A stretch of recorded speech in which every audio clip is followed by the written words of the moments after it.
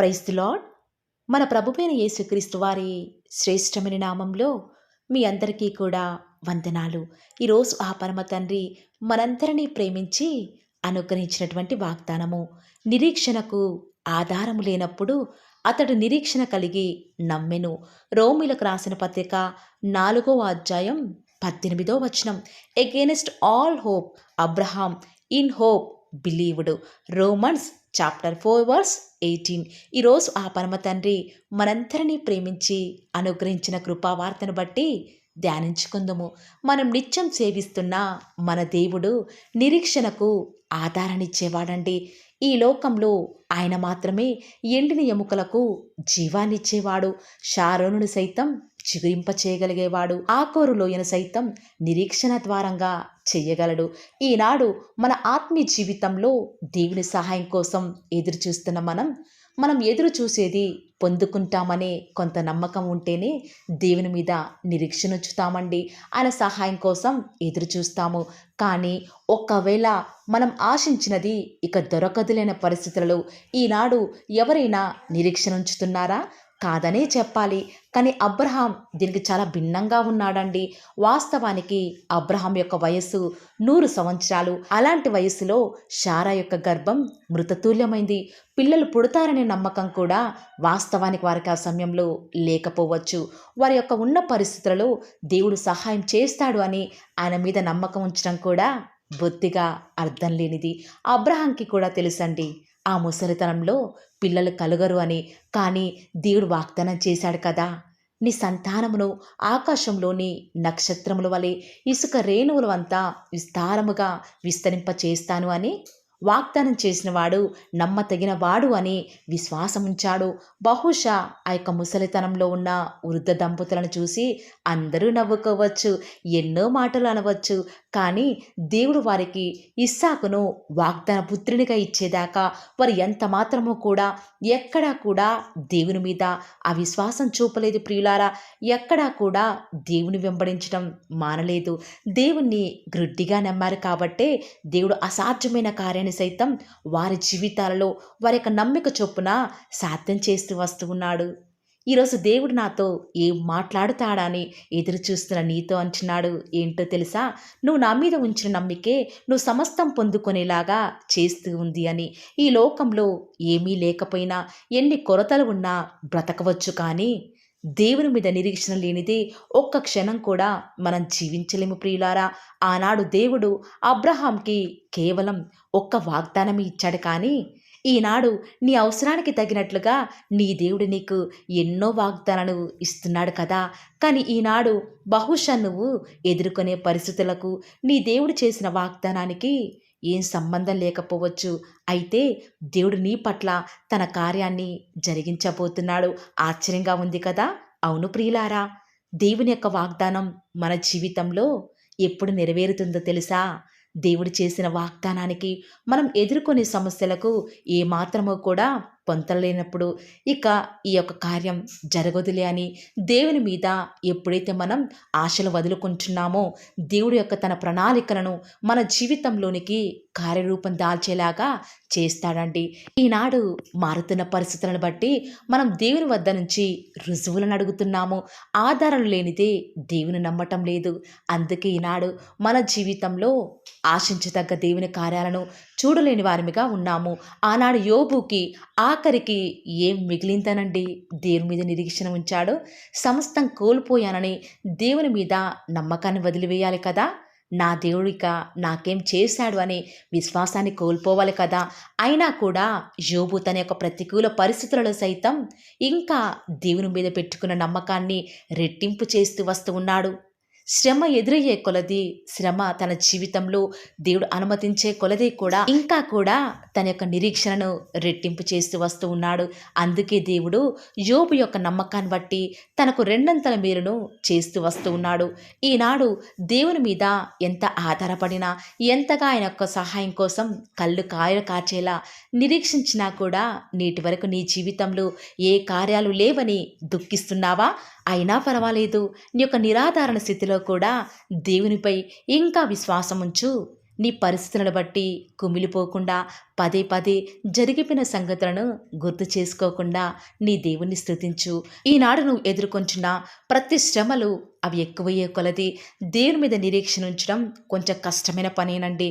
అయినప్పటికీ కూడా నువ్వు దేవుని నమ్మాలి. దేవుని కార్యం చూసేదాకా ఆయన మీద విశ్వాసం కోల్పోకు.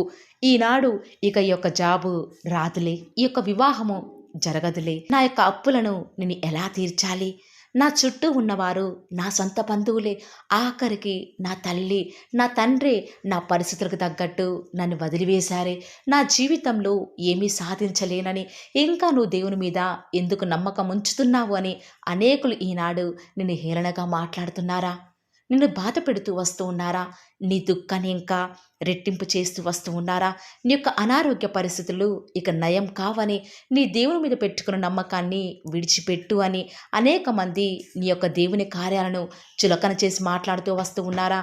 అయినా కూడా ఈ యొక్క సమస్యలను సుడిగుండం నుంచి నా దేవుడు తప్పకుండా నన్ను విడిపిస్తాడు అని నువ్వు ఎప్పుడైతే దేవుని మీద నిరీక్షణ ఉంచుతావో, దేవుడు ఖచ్చితంగా ఆనాడు అబ్రహాం జీవితంలో అసాధ్యమైన సైతం సాధ్యం చేసిన నీ దేవుడు ఈనాడు సమస్తాన్ని కూడా నీ జీవితంలో సాధ్యం చేస్తాడు. ఇక నా జీవితం అంతా అయిపోయిందని ఆనాడు యోసేపు దేవుని మీద నిరీక్షణ ఉంచకపోతే ఐగుప్తు యొక్క కరువును తీర్చేవాడండి. ఆనాడు సింహాల బోనులో ధాన్యాలను వేస్తూ వస్తూ ఉన్నప్పుడు ఈ యొక్క సింహాల నోటికి నేను ఆహారం అయిపోతాను అని దేవుని మీద నిరీక్షణ కోల్పోతే ఆనాడు దానియేలు దేవుని యొక్క కార్యాలు చూడగలిగేవాడండి. ప్రియులారా, ఆనాడు పౌలు సీలలను రాత్రి ఆ యొక్క జైలులో బంధిస్తూ వస్తూ ఉన్నప్పుడు వారు ఏమాత్రమూ కూడా కృంగిపోకుండా దేవుని స్తుతించారు. దేవుని మీద ఆధారపడుతూ వచ్చినప్పుడు, ఆయన మీద నిరీక్షణ ఉంచుతూ వచ్చినప్పుడు ఖచ్చితంగా సహాయం చేస్తాడు అని నమ్ముతూ వచ్చినారు కాబట్టే వారి జీవితాల్లో విజయం చూస్తూ వస్తూ ఉన్నారు. ఇలా చెప్పుకుంటూ పోతే ఎంతోమంది భక్తులు దేవుని మీద ఆధారపడ్డారు, నిరీక్షణ ఉంచారు కాబట్టే విజయాన్ని పొందుతూ వస్తూ ఉన్నారు. ఈరోజు ఎవరైతే ఈ మాటల మీద నిరీక్షణ ఉంచుతూ వస్తూ ఉన్నారో వారి జీవితాలలో ఆ పరమ తండ్రి ఇంత మంచి వాగ్దానం నెరవేర్చులాగున అందరం కలిసి ఏక మనసుతో ప్రార్థనలో ఏకీభవిద్దామా ప్రియులారా. ప్రార్థన. నన్ను మమ్మల్ని మిక్కిలిగా ప్రేమించిన మా ప్రియ పరలోకమందున మా తండ్రి, జీవం కలిగిన దేవా, మీ బంగారు పాదములకు లెక్కలేని స్థుతులు స్తోత్రాలు చెల్లించుకుంటూ వస్తూ ఉన్నాము తండ్రి.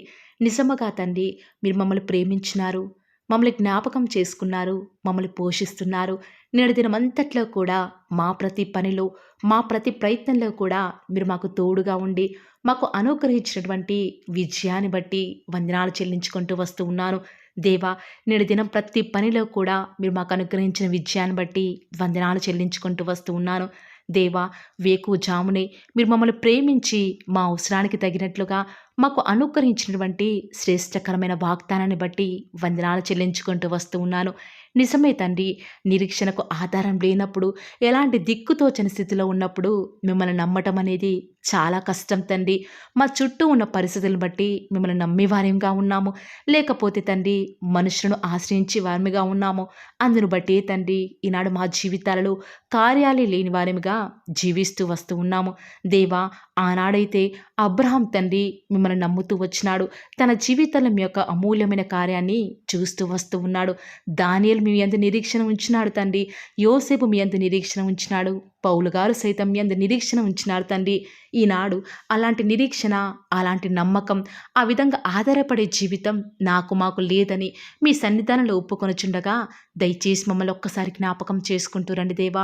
మా యొక్క ప్రతి పరిస్థితులలో కూడా మీరే మాకు చాలని దేవుడుగా ఉంటూ వస్తారని కూడా ప్రార్థిస్తూ వస్తూ ఉన్నాను తండ్రి.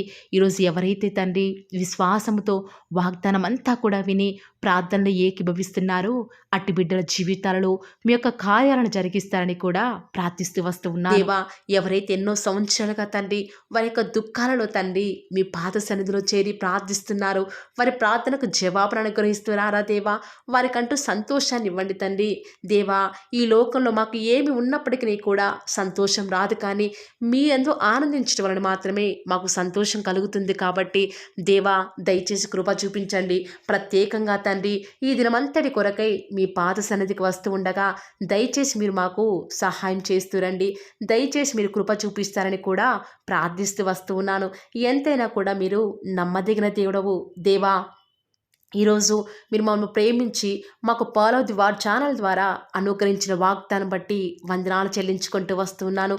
ప్రతి దినం కూడా నమ్మకంగా తండ్రి మీ యొక్క బిడ్డల అవసరాల నిమిత్తమై మీరు నన్ను జ్ఞాపకం చేసుకొని ప్రతి దినం కూడా ఫాలో ది వార్ ఛానల్ ద్వారా అనుగ్రహిస్తున్న డైలీ బ్రెడ్ని బట్టి కూడా వందనాలు చెల్లించుకుంటూ వస్తూ ఉన్నాను. మీ యొక్క అనాదికాల సంకల్పం చొప్పున నేటి వరకు కూడా ఈ యొక్క పరిచర్యను ఎంతో ఘనమైన విధానంలో మీకు మహిమకరంగా నడిపించుకుంటున్న విధానం బట్టి మిమ్మల్ని ఆరాధిస్తూ వస్తూ ఉన్నాను. దేవా, మీ ప్రియులైన బిడ్డలు ప్రతి దినం కూడా ప్రేయర్ రిక్వెస్ట్లు పెడుతూ వస్తూ ఉన్నారు. అట్టి బిడ్డను జ్ఞాపకం చేసుకుంటూ రారా దేవా. వారి యొక్క ప్రతి అవసరాల నిమిత్తమై భారం కలిగి ప్రార్థించేటువంటి మంచి మనసును నాకు అనుగ్రహించండి దేవా. ఎవరైతే ఎలాంటి సమస్యల గుండా వేదనల గుండా చెప్పుకోలేని పరిస్థితుల గుండా ఈరోజు ఎవరైతే వెళ్తున్నారో ఒక్కసారి మీరు దయచేసి వారిని జ్ఞాపకం చేసుకుంటూ రారా. ప్రతి పరిస్థితులను కూడా మీరే వారికి చాలని దేవుడుగా ఉంటూరండి. ఈరోజు ఎవరైతే ప్రార్థించి ప్రయత్నించబోతున్నారో వారి ప్రతి పనిని కూడా మీరే సఫలం చేస్తురండి. నేడు దినమున ఏ పనులైతే ఆగిపోతూ వస్తూ ఉన్నాయో ఆ యొక్క ప్రతి పని కూడా ఆగిపోకుండా ముందుకే సాగిపోయే కృపను ప్రతి ఒక్కరికి కూడా మీరే అనుగ్రహిస్తూ వస్తారని కూడా ప్రార్థిస్తూ వస్తూ ఉన్నాను. దేవా, ఈరోజు మీ బిడ్డనే వారు చేసే ప్రతి వ్యాపారాన్ని కూడా దీవించండి, ఆశీర్వదించండి.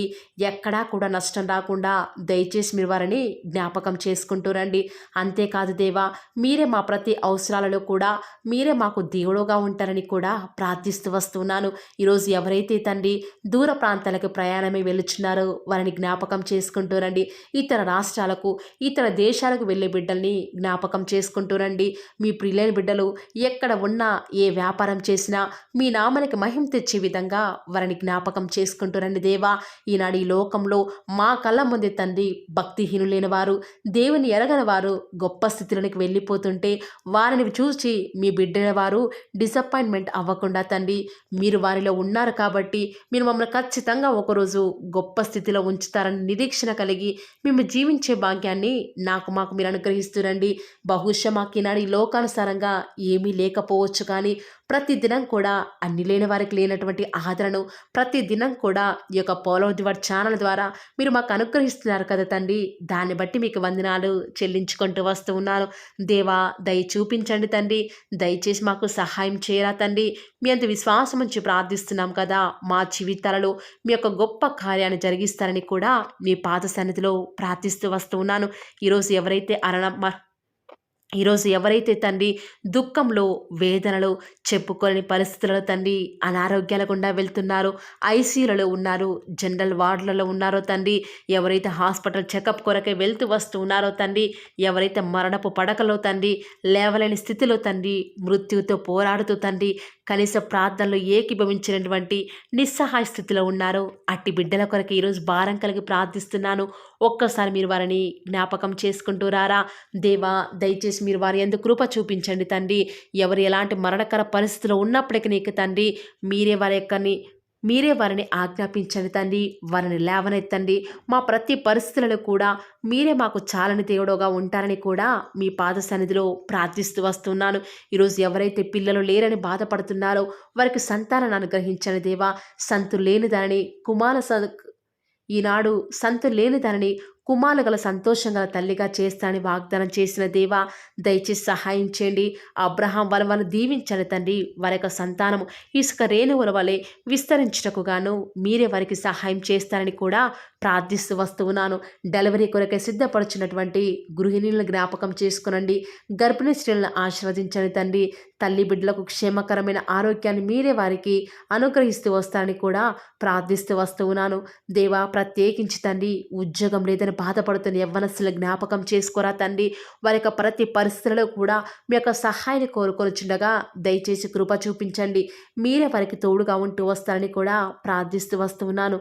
దేవా, ప్రత్యేకించి తండ్రి వివాహం ఆలస్యమైపోతుందని ఎంతోమంది ఆడబిడ్డలు యవ్వనస్తులు దుఃఖంలో ఉన్నారు. ఎన్నో ఉపవాస ప్రార్థనలు చేస్తూ ఉండవచ్చు.